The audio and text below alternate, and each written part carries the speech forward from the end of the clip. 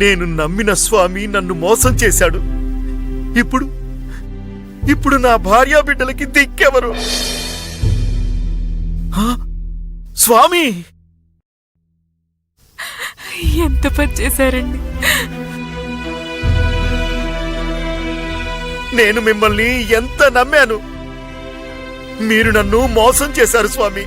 నాతో పాటు నా భార్యా పిల్లల్ని కూడా మోసం చేశారు స్వామి. నేను లేక నా భార్యా పిల్లలు ఎలా ఏడుస్తున్నారో చూడండి. ఇప్పుడు వాళ్ళని ఆదుకునేవారెవరు? నా స్నేహితులు, బంధువులు నేను లేకపోవడంతో వ్యాపారంలో నేను చేసిన అప్పులకు గాను నా ఆస్తి మొత్తం లాక్కున్నారు.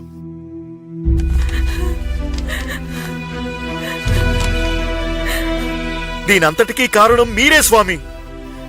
నేను ఉండి ఉంటే ఇదంతా జరిగేది కాదు కదా. జనన మరణాలు సృష్టి ధర్మమని నీకు తెలియదా నాయనా?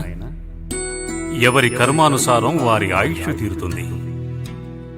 ఆయుష్ తీరగానే ఎవరైనా తమ దేహం వదిలి వెళ్లాల్సిందే.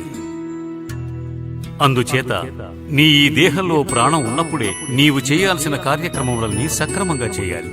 లేకపోతే ఇదే విధంగా బాధపడాల్సొస్తుంది. నీ కుటుంబానికి ఈ పరిస్థితి రాకూడదని నీకు సాయం చేయటానికి 3 దేవుళ్లను పంపించాను. 3 దేవుళ్ళా? నా ఇంటికి ఏ దేవుడు రాలేదే? మీ ఇంటికి మొదట కార్తిక్ అనే అతను వచ్చాడు. అతను నీతో మాట్లాడబోగా నువ్వు అహంకారంతో అతన్ని పంపించేశావు. అతను ఎవరో కాదు, సాక్షాత్తు కుమారస్వామియే. రెండవవాడు గణేష్. అతను నీకు అన్నీ వివరించాడు. కాని అహంకారంతో నువ్వేమీ వినలేదు. ఎవరి అవసరమూ నీ కుటుంబానికి అక్కర్లేదని చెప్పి పంపించేశావు. అతను ఎవరో కాదు, సాక్షాత్తు వినాయకుడే.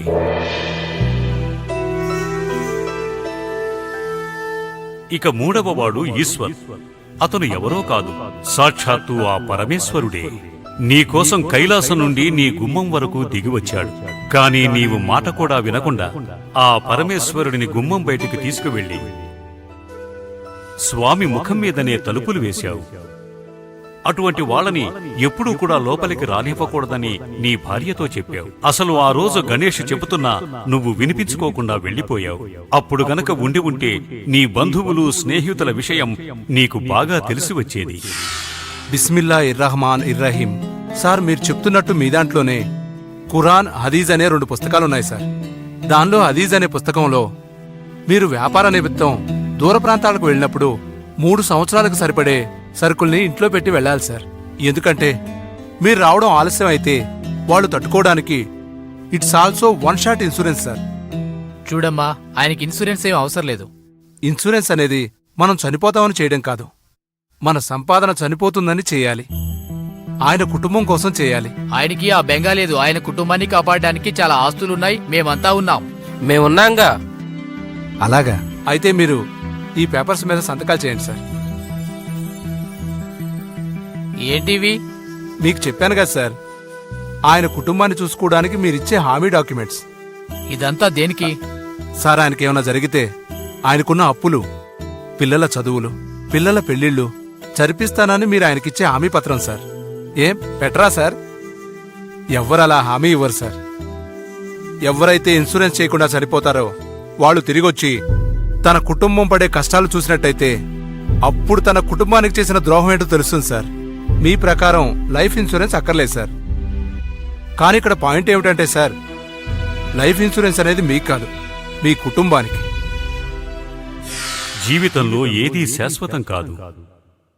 రామావతారంలో తెల్లవారితే పట్టాభిషేకం అనగా రాత్రికి రాత్రే కథ మారిపోయింది. నేను వనవాసం వెళ్లవలసి వచ్చింది.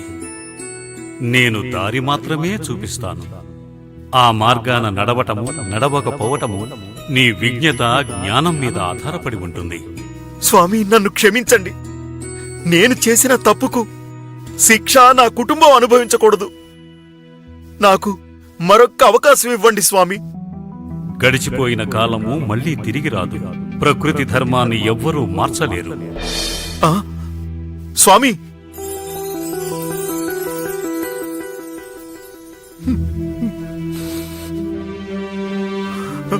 ఇన్సూరెన్స్ లేని ప్రయాణం ఆ కుటుంబానికి పెద్ద శాపం. నన్ను క్షమించు భారతి, క్షమించు.